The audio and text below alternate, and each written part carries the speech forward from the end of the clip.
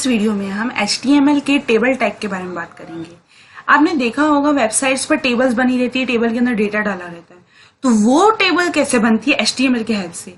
तो मैं आपको बता दूं, HTML की हेल्प से हम वेबसाइट या वेब पेज पर किसी भी तरह की कोई भी टेबल क्रिएट कर सकते हैं, जिसके लिए हमें HTML टेबल टैग की फैसिलिटी देता है। टेबल टैग एक ऐसा टैग होता है जिसकी हेल्प से हम हमारी वेबसाइट या फिर वेब पेज पर किसी भी तरह की कोई भी टेबल आसानी से क्रिएट कर सकते हैं। मैं आपको दिखा देती हूँ टेबल टैग इन HTML।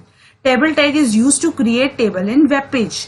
इसका यूज सिर्फ और सिर्फ वेब पेज पर टेबल क्रिएट करने के लिए किया जाता है, जिसकी हेल्प से हम हमारे किसी भी डेटा को एक स्टैटिकल टेबल के रूप में दिखा सकते हैं।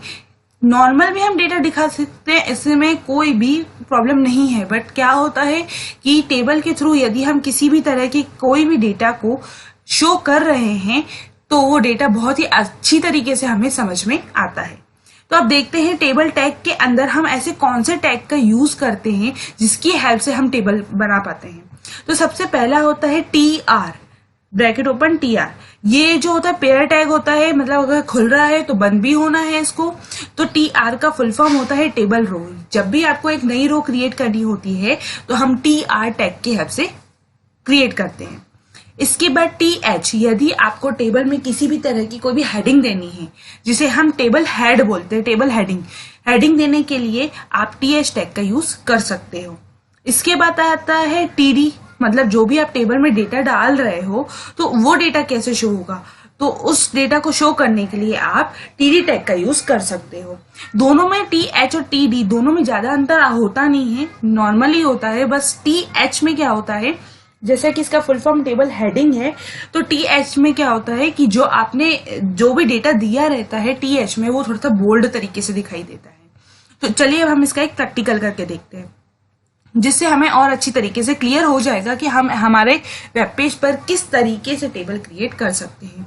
तो यहाँ पर मैंने एक बना के रखा है स्ट्रक्चर अपने उसका HTML फाइल का। इस फाइल का नाम है background.html और ये फाइल जो है मेरी रखी हुई है प्रैक्टिस नाम के फोल्डर के अंदर। प्रैक्टिस नाम के फोल्डर के अंदर ये मेरी फाइल रखी हुई है बैकग्राउंड वाली। उस पर हम उसमें एडिट कर देते हैं। ये फाइल ऑलरेडी सेव्ड है, बस मुझे इसमें एडिट करना है और उसे सेव करना है। तो सबसे पहले मैं यहाँ पे नीचे मुझे ओपन करना होगा टेबल।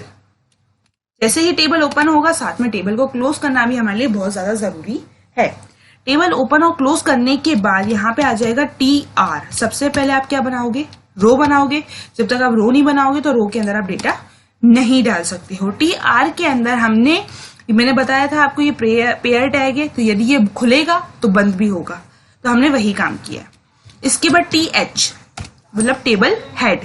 हेडिंग में मैंने दिया नेम, तो मैं इसी को ही कॉपी पेस्ट कर देती हूँ।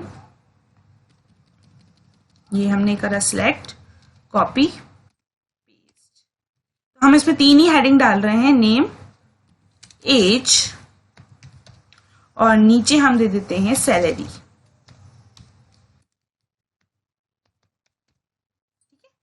कंट्रोल S प्रेस करते हैं सेव करने के लिए। सेव करने के लिए आपको क्या करना होगा, कंट्रोल S प्रेस करना होगा। तो आप चाहें तो फाइल में जाकर सेव एस करके भी इसको एक नई लोकेशन पे नई तरीके से सेव कर सकते हैं। तो मैं यहाँ पे डेस्कटॉप पे चली जाती हूँ इस बार, और इस बार मैं इसको एक अलग तरीके से बैकग्राउंड नाम ना देकर मैं दे देती हूँ टेबल .html। ये दिया मैंने table.html।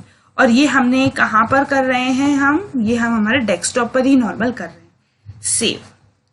अब मैं आपको दिखा देती हूँ, यहाँ पर टेबल ये आ गया। इस पर डबल क्लिक करते हैं तो ब्राउजर ओपन हो जाएगा जिसमें टेबल बनी हुई शो होनी चाहिए। नेम ए सैलरी उसके हेडिंग्स हैं। तो आप देख पा रहे हैं टेबल तो बनी है, बट वो टेबल की तरह लग नहीं रही। वो क्यों नहीं लग रही, वो अभी आपको 2 मिनट में क्लियर हो जाएगा। तो अगेन हम आते हैं हमारी कोडिंग पर। कोडिंग के बाद यहाँ पर एक रो बनने के बाद एक रो और क्रिएट करते हैं कुछ इस तरीके से। टेबल रो एक और रो क्रिएट कर ली, तो अब हम TD का यूज करेंगे, मतलब हमें डेटा डालना है क्योंकि हेडिंग तो हम दे चुके हैं। तो मैंने डाला विशाल, एक और TD लिया, इसमें डाला मैंने 25, इसकी एज डाल दी, और इसके बाद एक और TD ले लेते हैं अपन, मैंने 25,000 इसकी सैलरी डाल दी, कुछ इस तरीके से। अब मैं इसको करती हूँ कंट्रोल S फॉर सेव। यहाँ पे फाइल में चले जाइए और कर दीजिए सेव। अब मिनिमाइज कर दीजिए। अब यहाँ पर आके करते हैं हम इसे रिफ्रेश। आ गया। अभी भी आप सोच रहे होंगे टेबल टेबल की तरह लग नहीं रही है, वो क्यों नहीं लग रही है, अभी 2 मिनट में और क्लियर हो जाएगा। तो इसी तरीके से मैं 1-2 रो और बना देती हूँ। उसको करते हैं कॉपी पेस्ट पेस्ट, कुछ इस तरीके से। यहाँ पे हम डाल देते हैं अर्जुन 24 और इसकी सैलरी कर देते हैं 24,000।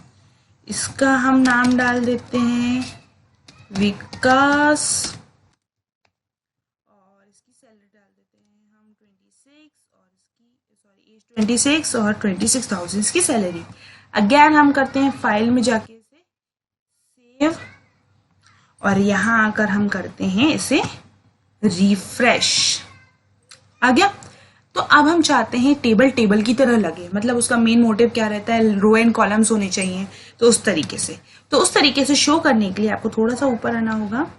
यहाँ पर आपको टेबल के अंदर देना होगा बॉर्डर, जितनी मोटी बॉर्डर देने जा रहा हूँ 1 2 3 4 5, जितना भी आप, मैं 3 का दे देती हूँ। कंट्रोल S फिर से सेव करने के लिए चाहते हैं कंट्रोल S और मिनिमाइज करते हैं और फिर इसे करते हैं रिफ्रेश। आ गई बॉर्डर। अब बॉर्डर आ गई है, ठीक है। अब बॉर्डर के अलावा हम इसका बैकग्राउंड कलर भी बदल सकते हैं। कैसे? यहाँ पे दे देते हैं बीजी कलर, मैंने दिया पिंक, दे देते हैं पिंक। और ये फाइल में जाते हैं, करते हैं सेव। सेव के बाद अगेन ब्राउजर पर आके करना होगा रिफ्रेश। हो गया पिंक कलर। अब next thing is that cell spacing और सेल पैडिंग। ये दोनों ही अलग अलग चीजें होती हैं, पर कुछ कुछ हद तक सेम भी होती हैं। सबसे पहले हम सेल स्पेसिंग दिखा देते हैं। कितने का देते हैं सेल स्पेसिंग? 5 का देते हैं और फिर करते हैं फाइल में जाके सेव और यहां पर आके करते हैं रिफ्रेश। सेल स्पेसिंग क्या लगा, क्या हुआ, मैं बता देती हूँ। ये जो सेल है और ये जो सेल है, इन दोनों सेल के बीच का ये वाला स्पेस कहलाता है सेल स्पेसिंग। ये सेल इन दोनों के बीच का स्पेस, ये सेल इन दोनों के बीच का स्पेस कहलाता है सेल स्पेसिंग। तो चलिए अब मैं थोड़ा सा और इसको बढ़ा के दिखा देती हूँ। सेल स्पेसिंग हम कर देते हैं 7, फिर करते हैं फाइल में जाके सेव और फिर जाके करते हैं हम रिफ्रेश। बढ़ गया। तो ये जो स्पेस कहलाता है वो कहलाता है सेल स्पेसिंग। अब मैं सेल स्पेसिंग के बाद यहां पे डाल देती हूं cell padding. Cell padding cell और उसके अंदर में रखे गए डेटा का स्पेस कहलाता है। तो मैं यहाँ पे दे देती हूँ पहले 3, फाइल में जाके करते हैं सेव, यहाँ पे आके करते हैं अगेन रिफ्रेश। अब देखिए आपने जो ये टेक्स्ट लिख रखा है, इस टेक्स्ट और इस बॉर्डर के बीच का स्पेस कहलाता है सेल पैडिंग। कुछ इस तरीके से। अब मैं बढ़ा के दिखा देती हूँ आपको। 5, फाइल में गए, सेव करा और फिर आके करते हैं रिफ्रेश। बढ़ गया। तो ये कहलाते हैं सेल स्पेसिंग और सेल पैडिंग। ये सभी एट्रीब्यूट्स हैं किसके? टेबल टैग के। आप टेबल क्रिएट कर सकते हो टेबल टैग का यूज करके। इसके बाद TR से आप उसकी रो क्रिएट करते हो, TH से टेबल हेडिंग देते हो, TD से टेबल डेटा देते हो, बॉर्डर से आप बॉर्डर शो कर सकते हो। आप जितनी चाहो उतनी मोटी कर सकते हो। मैं इसको 6 कर देती हूँ अगेन और फाइल में जाके सेव करके दिखा देती हूँ एक बार और। ये आते हैं और करते हैं रिफ्रेश, बॉर्डर चौड़ी हो गई। तो इस तरीके से आप बॉर्डर पर भी काम कर सकते हो। तो ये सभी इसके एट्रीब्यूट्स हैं, border, BG colour, cell spacing, cell padding. तो आप जो चाहो, जिस तरीके की जैसी टेबल चाहो क्रिएट कर सकते हो। जितनी बड़ी जैसी आप टेबल चाहोगे टेबल टैग की हेल्प से आप क्रिएट कर सकते हो।